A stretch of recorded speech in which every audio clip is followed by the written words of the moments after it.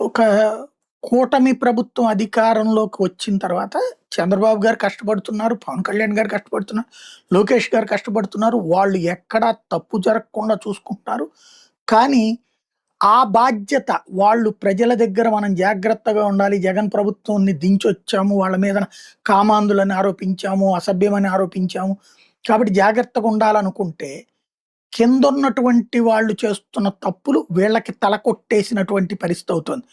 Janasena railway Koduru MLA అరవ శ్రీధర్ వ్యవహారం, అంతకుముందు ఆదిమూలం వ్యవహారం, వీణ అనే యువతిని శ్రీధర్ బెదిరించి తన మీద అత్యాచారం చేశాడని, అతని మూలంగా తను 5 సార్లు గర్భవతి అయితే బలవంతంగా అవర్షణ చేయించాడని ఓపెన్‌గా ఆరోపణలు చేయడం, ఎమ్మెల్యే అర్ధనగ్న వీడియోలు, వీడియో కాల్ డేటాను బహిర్గతం చేస్తే చివరికి ఆమె మీదనే కేసు పెట్టి ఆమె ఉద్యోగాన్ని తీసేసేటటువంటి నీచమైనటువంటి పరిస్థితి అక్కడ.